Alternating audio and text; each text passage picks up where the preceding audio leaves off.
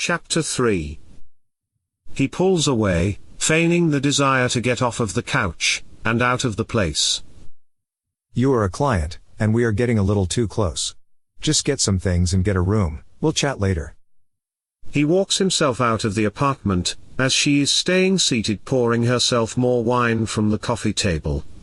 He wonders, quietly to himself, if humans even use them for coffee anymore. He gets back downstairs to get to his car. Bud just made it to the restaurant at the end of the universe, still in the Hitchhiker's Guide series, and is waiting. He opens his door and gets in. Bud sees him getting in from the side view mirror, and starts to pull out to get back to the city. He opens his door and gets in. Bud sees him getting in from the side view mirror, and pulls out to get back to the city. Zook lets Bud know. Man, that woman does something to me. He says, between parts of the story. Don't they all? Where to, boss? Calls Bud. He answers back. I need to see the Bloody Crushers, but I don't know where they hunker down, but I know someone who might. Take me to the dance studio. I need to see if one of the town officials can meet me there. Bud turns down another street. Got it, boss. Is the simple reply. Zook texts Paul, asking for an assist. He's one of the fastest and best fighters within the city. He wonders if he might help with his situation, but sort of doubts it, not without a major favor. Paul is a protector and right-hand man to the boss, and unless it is directly vampiric business, it isn't his problem. He certainly made a difference during the fight with the Fang some time ago, but if he got into helping everyone with their problems, he might not be around for the important stuff. Maybe for a few thousand in hazard pay, but he hates owing people favors. He certainly likes collecting them though, might save his ass, one day. Paul texts him back, saying he is at the dance studio with Zant. They are discussing city business. He returns the text, asking if it is one of those family secret meetings, or if he could come by. The reply says he can come by. It wasn't one of those types of meetings, so they make it there after some more riding. Making it there after a bit, he sees the usual guards outside, which he waves to on his way through. They allow him in, knowing him and having checked him recently. Another is looking down at him from an outside wicker chair, a sort of lookout, with the blood power to see more than the regular blood-fueled humans, or ghouls. He walks through the initial room of benches, for those who might wait on dance students to the left and right of a short hallway. Next is the small room, a waist-high counter to Zook standing in front of it, the usual chair where no one sat at this time. It usually is empty, unless they were having an expectantly large gathering, or it is raining, then there usually is someone watching. It looks like tonight they didn't expect anything suspicious.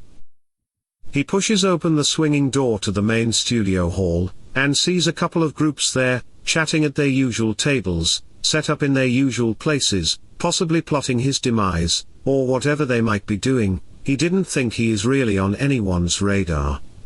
Paul steps towards him, away from Zant, and asks, Is this city important, or just business related?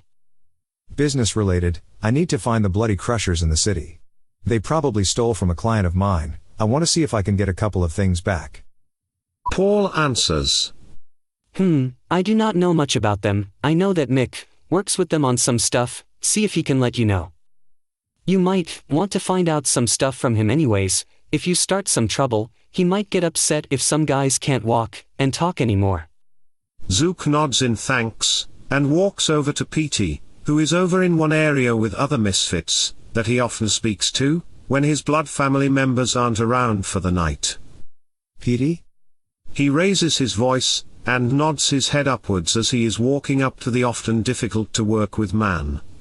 Petey looks up, sees Zook, and nods back, then waves at him about 50 feet away. As soon as Zook gets about 15 feet out, without warning, a deep growl is heard from Petey, and he pounces on Zook with his teeth dropped from his mouth, biting Zook's arm with his deep sharpened fangs. Zook screeches like a surprised dog, and falls back to the ground, with Petey on top of him, and punches him in the face. Petey, get a hold of yourself. He shouts, punching him in the face again. Paul twists his body in a circle, checking to see if someone is trying to surprise him again, but doesn't see anyone, and takes a few quick steps toward the scuffle. Petey drinks some of Zook's blood, taking the rich nectar of the other vampire into his body. Zook twists his body, slamming Petey's skull into the dance studio's hardwood floor. Petey licks Zook's arm to heal the wound, then licks his teeth and lips in surprise. His eyes widen. Holy moly, is this your blood? He asks him. Are you freaking kidding me? Asks Zook, checking his coat. Damn it, now there are 2 holes punctured into the arm, since I couldn't dodge you, and your teeth punched right through it. Crap, I just lost it, Zook. I'm not even thirsty, I don't even know where that came from. Here, take some of mine. Petey extends his arm, trying to bring it up, in apology. Oh sheesh, hell no, I won't drink any of your messed up blood, but you owe me for that, you damn weasel. Petey has a couple of blood family members around, and they stand up, not appreciating the comment. Petey calls out. Wait. All my fault, I'm sorry. He looks back at those who are around. He wants to get ahead of this before it starts something nasty. No, he has a right to be angry.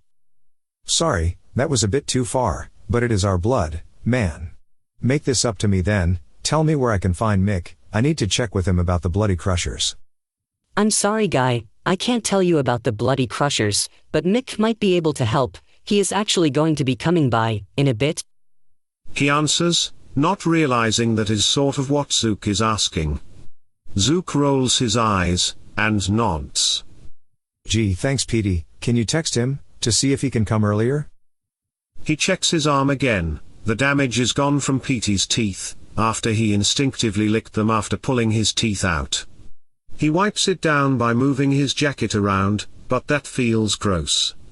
He asks if someone has some paper towels around, and one of Petey's family grabs it off of a shelf, and gives it to him to wipe down his arm and jacket.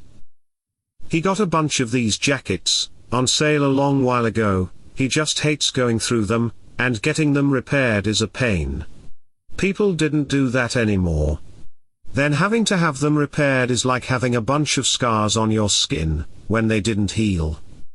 Zook hasn't had that reaction with Petey, but those outbursts from his family are common. They don't always do well in controlling themselves, or their beasts, the vampiric spirit in all of them.